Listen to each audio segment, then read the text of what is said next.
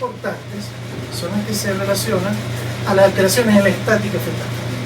Entonces, ¿cuáles son las distocias que se presentan por alteraciones en la estática fetal? Presentación. ¿Qué es presentación?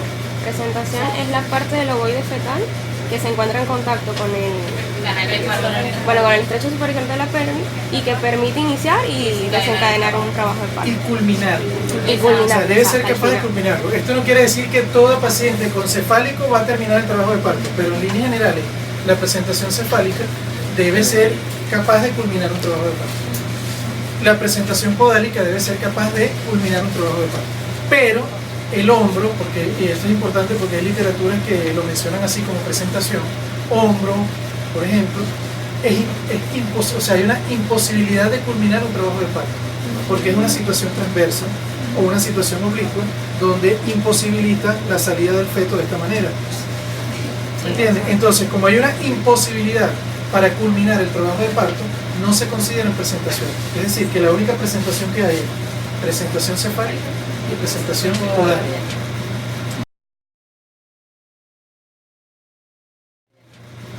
Ok, pero si nosotros seguimos las maniobras de Leopold, la primera maniobra de Leopold nos permite hacer diagnóstico de situación. Por eso es que siempre hablamos de, primero, las distocias de situación. Entonces, ¿cuáles son las distocias de situación? ¿Transversa o oblicuo? Transversa o oblicuo. Entonces tenemos un feto. Transversa puede ser transverso superior cuando el hombro está el dorso está hacia arriba, y transversa inferior. ¿Okay? El oblicuo puede ser oblicuo inferior derecho cuando la cabeza está hacia acá, oblicuo superior derecho, oblicuo superior izquierdo, oblicuo inferior izquierdo, dependiendo de la posición de la cabeza en el caso del oblicuo. Pero entonces tenemos, por ejemplo, un feto en esta posición, o en esta situación, mejor dicho, ¿verdad? Y va a tener una imposibilidad para un trabajo de parto, para culminarlo. Por eso es que un diagnóstico de situación es criterio absoluto de... Exacto. Igual pasa con la situación oblicua, ya sea así, ya sea así. Ahora, aquí hay que partir sobre la siguiente, la cuestión de que la paciente debe estar en trabajo de parto. No es lo mismo que usted tenga, por ejemplo, una paciente con 35 semanas, un feto en situación transversa, y usted dice, no, usted hay que hacer cesárea porque tiene un techo atravesado. No. Claro, esto va a depender de muchos factores, porque tienes, por ejemplo, una paciente primigesta tiene menos probabilidad de que el feto rote ya en edades tardías.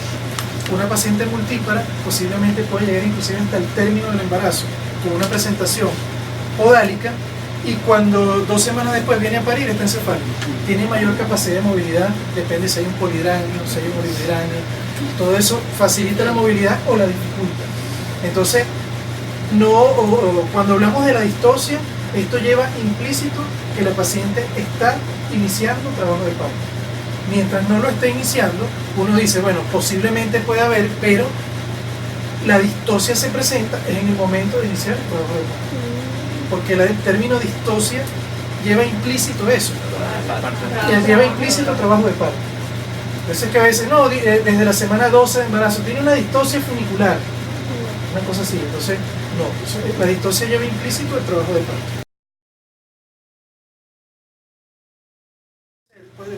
La posición puede ser derecha o izquierda. Entonces, cuando la posición es izquierda, es la posición más fisiológica teóricamente. Teóricamente es más fisiológica, porque en la práctica es muy variable. Eso que la derecha es más complicada. De hecho, aquí se hizo un trabajo de tesis el año pasado, la doctora Andrea Villalobos, y en ese trabajo se demostró que las variedades derecha e izquierda son similares y que más o menos el porcentaje y las complicaciones que se pueden presentar por una u otra son similares. Es decir, que no hay una diferencia estadísticamente significativa entre que sea derecha o sea izquierda. Pero teóricamente se plantea eso. En líneas generales, en la posición, sea derecha o izquierda, no implica una distocia. Eso deben tenerlo claro. Existen muchos diagnósticos, por ejemplo, variedad derecha. Llévala para quirófano porque es una distocia, ¿no?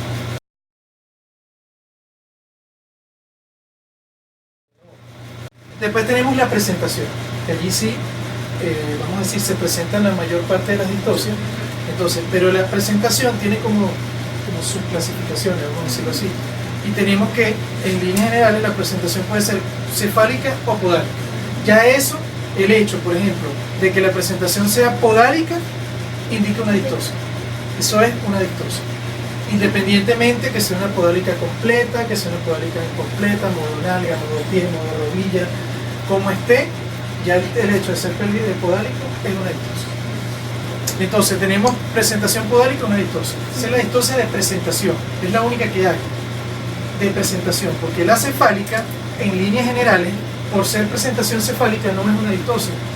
Va a depender de la variedad de presentación.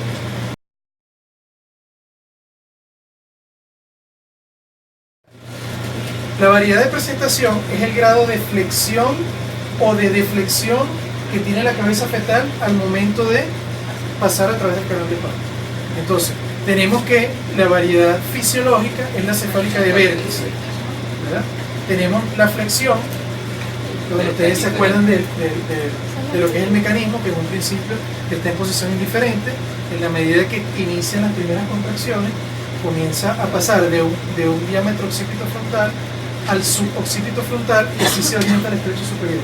Después, en la medida que va pasando y se encaja, es que llega a la flexión máxima, que es el diámetro suboccipito bregmático. Ese es el diámetro que por consenso, vamos a decirlo así, rige a la presentación, o teóricamente es la que rige a la presentación, pero deben tener en cuenta que gran parte del mecanismo lo hace con otro diámetro. O sea, claro, él va bajando. En la medida que va bajando. Exacto. De hecho, hay literatura que menciona que la flexión máxima nunca la alcanza, porque eso constituye una distosia, que en la medida que el feto comienza a deflejar es disminuir la flexión, entonces vamos a ir teniendo las distosias. Esas son las variedades de presentación distósica. Entonces, en el caso de la cefálica de vértice. Bueno, la verdad. Para- La referencia es el occiput. El punto de referencia es el occipucio. Exacto, pero el punto de referencia es el occipucio. ¿Y el punto de reparo? El punto de reparo yo creía que era el que estaba en contacto con la parte ósea. No, el punto de referencia, que en este caso es el occipucio, no lo palpas, pero te permite, es el punto del feto que se asocia con el de la madre y da diagnóstico de variedad de presentación. Y el de reparo, para determinar el diámetro. El de reparo es el punto anatómico que tú eres capaz de palpar a través del tacto, ¿ok? La fontanela. Que está en el centro de la pelvis. Entonces en este caso sería la fontanela. Interior. No, la posterior. Estamos hablando de una presentación cefálica de vértice. La presentación cefálica de vértice tiene, si tú tocas acá la fontanela posterior, quiere decir que quien rige la presentación es el occipucio. Entonces sería occipito ilíaca. En este caso, esto es derecho. Derecha anterior. ¿Ok? En este caso, por ejemplo.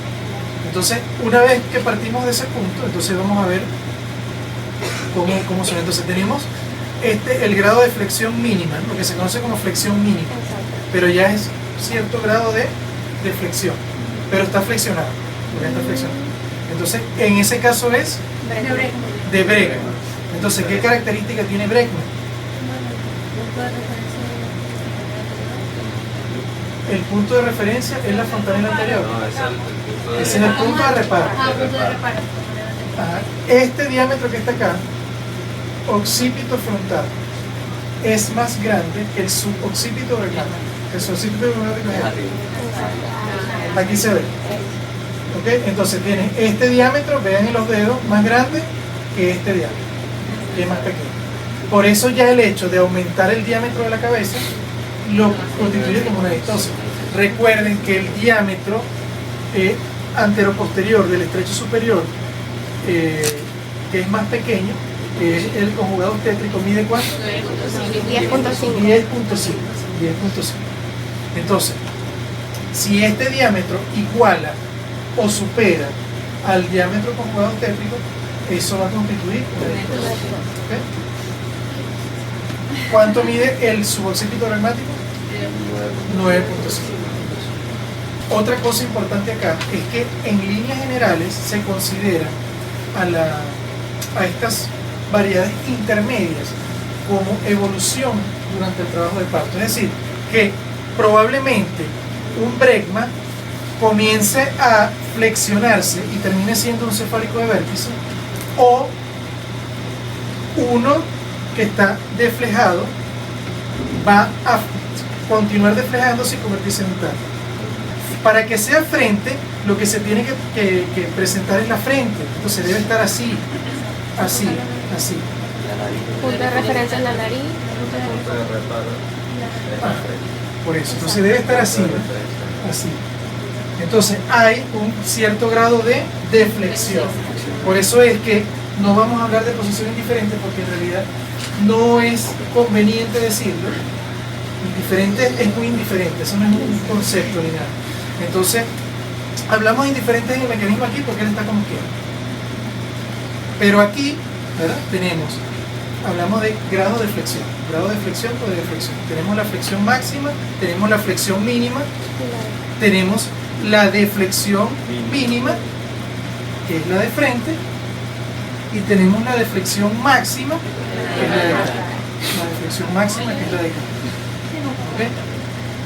¿Se entiende eso? Volviendo entonces a la de frente, al punto de reparo sería La frente.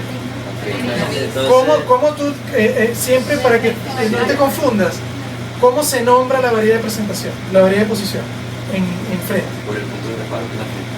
No, es nasoilíaca. Nasoilíaca izquierda, ese es el punto de referencia. El punto de referencia es el que le da, el punto de referencia es el que le da el nombre a la variedad. Entonces, si tú sabes que la variedad es nasoilíaca, entonces el punto de referencia es naso. ¿Cuál es el punto de reparo de la variedad? De frente. ¿Cómo se llama eso? ¿Cómo se llama esto? Glabela, así el entrecejo aquí. ay, bueno, ese frente, doctor. No, pero es que la frente, eso es. El reparo. Entonces él va a estar así, con una flexión mínima, una deflexión mínima. Tú vas a palpar, en línea general, déjame poner un poquito más acá. Cuando tú haces el tacto, palpas esto acá. Entonces tú ubicas la frente, probablemente vas a tocar la frente, identificas. Pero el problema acá es que teóricamente la literatura refiere que es la glabela y no podemos contradecirlo, ¿verdad? Entonces usted toca la frente, toca la curvatura de la frente, dependiendo del tipo de frente que tenga el feto. Ves el entrecejo, la glabela acá, y puedes, o sea, depende del grado de dilatación, va a ser poco probable que llegues hasta la nariz porque eso va a estar metido hacia acá, va a estar en contacto con la pelvis materna, con la cara lateral de la pelvis. Entonces nasoilíaca, vean que aquí, exacto, porque a pesar de que el occipucio va a estar hacia el lado izquierdo, el punto de referencia es la nariz, entonces para donde esté la nariz. Si el dorso está izquierdo, pero la nariz está para la derecha, es nasoilíaca derecha. Sí, el cara tiene una particularidad, que el diámetro es un diámetro pequeño. Es similar al suboccipital renal. Tú puedes decir, bueno, pero si es así, entonces, oye, no debería tener problemas para parir. Pero aquí es donde se presenta el inconveniente. ¿Por qué? Porque si el feto viene así, vamos a ponerlo así. Bueno, en este caso el punto de referencia es el mentón, exacto, porque es mento ilíaca izquierda, mento ilíaca derecha. Y el punto de reparo, la nariz. Ahí estamos claros. Pero ¿qué pasa? Que usted puede tener una mento posterior o una mento anterior. Igual que todo. Pero en este caso es importante porque a pesar de que el diámetro es pequeño, dependiendo si es posterior o anterior, la paciente va a poder o no parir.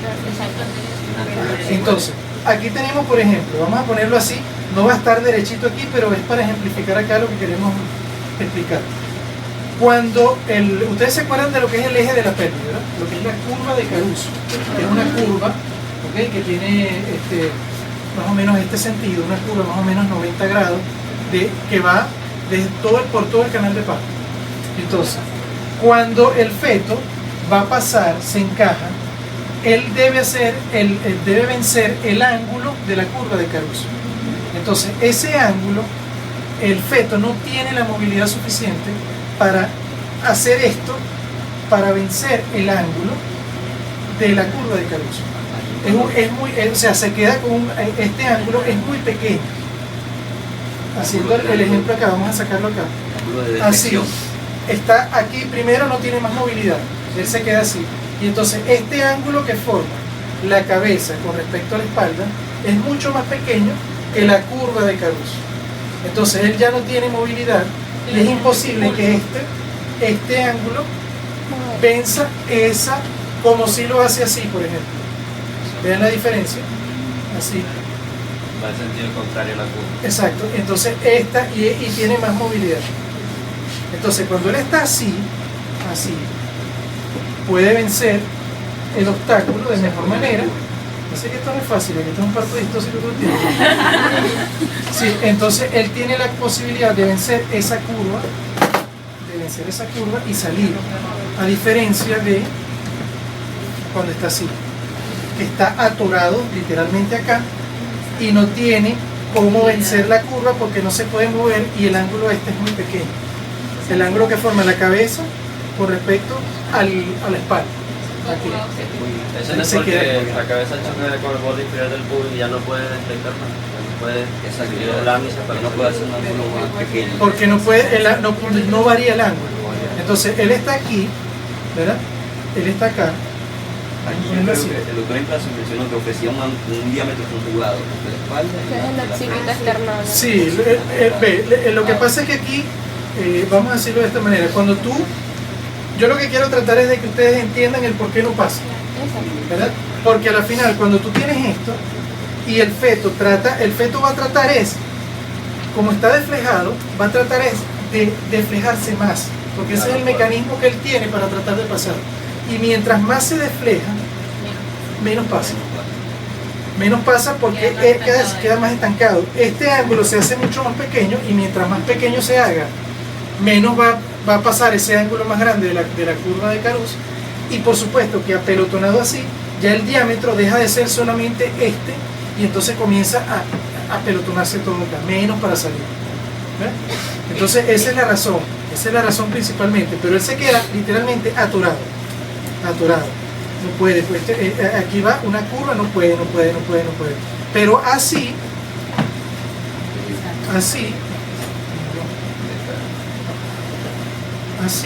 ¿verdad? Él está así, él tiene esta movilidad acá y tiene la capacidad de hacer esto, y esta parte moverse.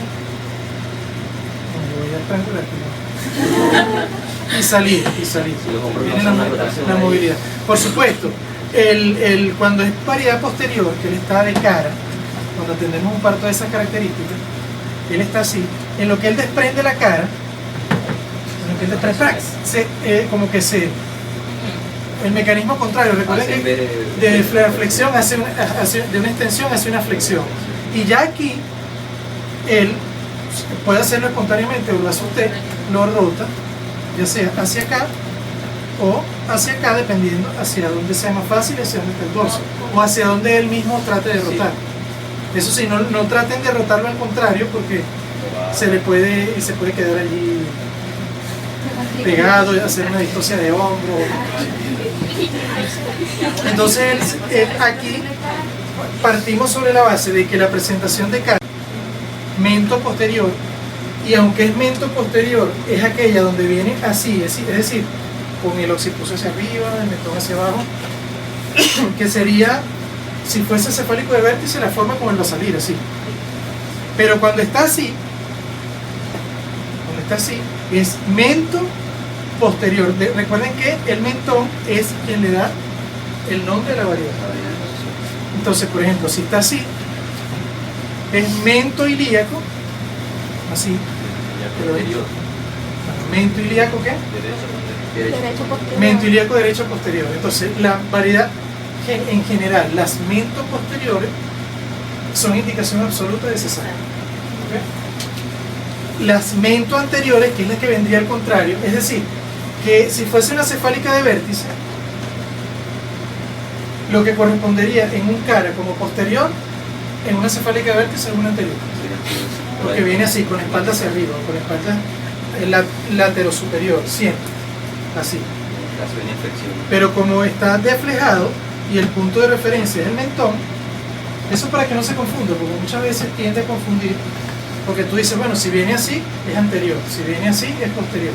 No, en cara, si viene así, es anterior, y si viene así, es posterior, porque el punto de referencia es el mentón. ¿Ok? Tiene que ver directamente con el punto de referencia. Entonces, si viene así,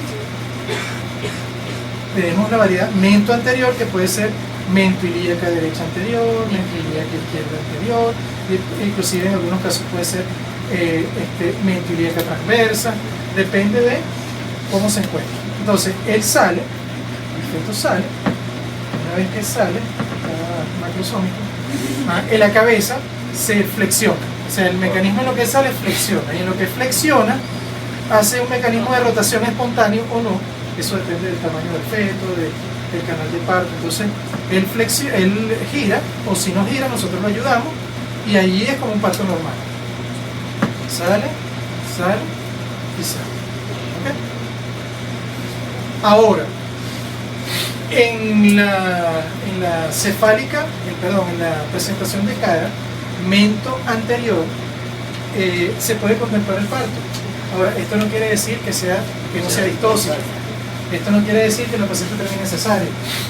Por eso es que bajo ciertas condiciones, por ejemplo, una primigesta, generalmente una paciente primigesta con una presentación de cara, mento anterior, tiene que hacer una vigilancia estricta o decidir una cesárea dependiendo la condición de la paciente, el tamaño de la pelvis, ¿verdad? Entonces se puede contemplar el parto, pero no es que el doctor dijo que eso pare y tiene que parir a juro.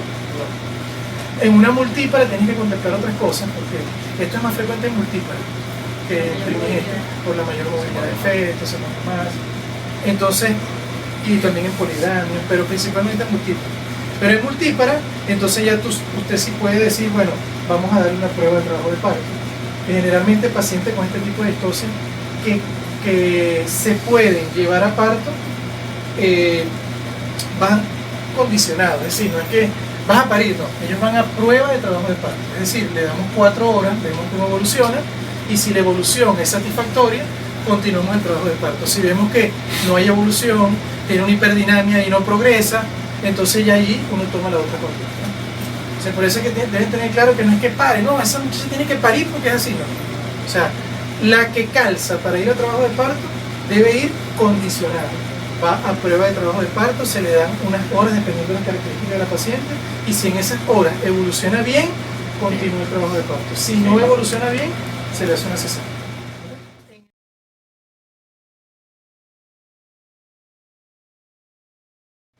En el caso de la variedad de posición, distosia de variedad de posición, que es otra, la principal alteración que se presenta acá en la cefálica de vértice, porque cuando hablamos de distosia de variedad de posición, hablamos de distosia en la cefálica de vértice, porque las demás, en cualquier variedad de posición que se encuentre, es una distosia. Entonces, variedad de posición en la cefálica de vértice, tenemos la variedad de posición derecha. Variedades de posición, no es lo mismo posición que variedad de posición. Ya la variedad de posición derecha, en alguna literatura la mencionan, que probablemente el parto se dificulte un poco más porque el diámetro de orientación de la pelvis en el estrecho superior tiene un menor tamaño. El oblicuo en el que se orienta en esa variedad tiene menor tamaño que el otro, pero eso es muy variado. De hecho, la realidad es, como le digo, que las variedades de posición derecha probablemente se compliquen igual que las izquierdas y avancen igual, o sea que no hay una diferenciación como tal. Ahora, cuando la variedad es posterior, sí tenemos aquí una característica importante, y es que aproximadamente el 75% de las presentaciones cefálicas de vértice en variedad posterior son derechas. No quiere decir eso que la izquierda no se pueda presentar posteriores, claro que sí. ¿Cuándo se constituye una distosia? Cuando el occipucio va hacia atrás, es decir, se coloca así. Igualmente se está orientando en el diámetro oblicuo derecho, el diámetro anteroposterior, ¿no? Al izquierdo, perdón, el diámetro anteroposterior se ubica del lado contrario, ¿ok? El occipucio hacia atrás. ¿Y qué pasa? Que partiendo sobre la base de que esta zona de la pelvis, o la hemipelvis derecha, es tiene menor capacidad en cuanto a volumen que la izquierda, el feto tiene mayor probabilidad de hacer una variedad posterior de ese lado que del lado contrario. Porque estos mecanismos son siempre, vamos a decir, el feto va a buscar meterse por allí como sea. Buscar meterse. Entonces este tipo de mecanismos no fisiológicos se asocian con eso, que hay un obstáculo, hay algo que no me deja pasar y yo trato de buscar y ponerme como mejor puedo pasar. Entonces se colocan así. Ok, entonces ¿qué pasa? Que ya la variedad posterior dificulta el parto. Es decir, usted tiene una paciente, por ejemplo, primigenia, con una variedad posterior, y usted tiene que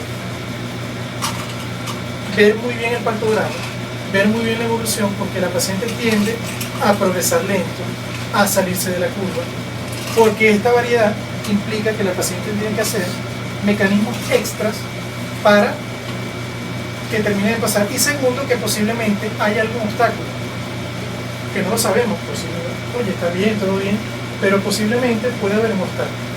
Entonces, ella se va, la progresión es lenta. Por eso es que en una paciente primigesta, con una variedad derecha posterior, no necesario, es prueba de trabajo de parto. Igual, prueba de trabajo de parto. Se decide si va a cesárea o no. ¿Me entiendes? Prueba de trabajo de parto. Ahora, ¿qué es lo de lo persistente de la cosa? Que eso es muy relativo también, porque no es, en realidad aquí hemos tenido variedad posterior persistente que paren, porque no es que no pueden parir, es que se recomienda llevarlas a cesárea, que es diferente. Tienen una paciente en esta variedad y la paciente persiste en mecanismo, y el mecanismo directo es, o el mecanismo, vamos a decir, más frecuente que se presenta es que en vez de hacer la rotación interna de 45 grados, la haga así completa y se termina yendo hacia la parte anterior, y por eso es que tienden a retrasarse un poco. Es decir, que están así, ¿verdad? Y giran durante el paso. Entonces la rotación interna dura más tiempo, giran más y salen así. Esto generalmente es lo que ocurre en una multípara. En una primigesta es más frecuente que sea persistente, porque posiblemente el canal sea, los mismos músculos estén más duros, sea más estrecho, no ha salido ningún muchacho por allí, no es una pelvis probada. Entonces, pero en una primigesta, ¿qué ocurre? Que ella viene así, y el feto no puede girar, la forma más fácil que él consigue es girar esto nada más así, y sale en posterior. En una paciente multípara con una pelvis suficiente, una pelvis probada, ella probablemente haga esto y rote y sale así. Pero en una paciente primigesta con los músculos fuertes, con la poco estrecha, con una pelvis no probada, el feto le sea más fácil rotar 45 grados acá y salir así, en occipito sano. Esto es una variedad posterior persistente. No es que no pueda parir, pero la distosia, o sea, generalmente está muy asociada con resultados perinatales adversos, sufrimiento fetal, depresión neonatal. O sea que nosotros tenemos, por eso es que la prueba de trabajo de parto es fundamental, porque aquí es preferible no dejar que ella evolucione más. No es decir, no puede parir, porque probablemente tú la dejas y para, pero el muchacho va a salir deprimido, ella se va a desgarrar toda, desgarro de cuello, o sea, muchas cosas que pueden ocurrir adversas. Exactamente, ese es el pensamiento. Entonces, la prueba de trabajo de parto nos permite que si nosotros en 4 horas vemos que la paciente persiste en posterior, vámonos para aquí. Si en 4 horas nosotros vemos que ya hay una rotación importante que está en transverso, inclusive anterior, prosigue. Y por supuesto que esto va directamente relacionado con el descenso, porque si está así, va a tardar más en descender. Tarda más en descender. Si está así y va rotando, cuando él termina de rotar, pare normal, facilito, pare bien, o debería parir. Pero ella se queda, y este parto así trae muchas complicaciones, y eso está descrito, demostrado. Por eso es que tú le das la prueba de trabajo de parto a toda variedad posterior. Si en 4 horas persiste en variedad posterior, la llevan a cesárea. Si en 4 horas evoluciona perfectamente y ya está en una transversa o en una anterior, continúa el trabajo de parto. ¿Ok? Eso es lo que quiere decir en sí, eso de que la variedad derecha, posterior y persistente va a cesar.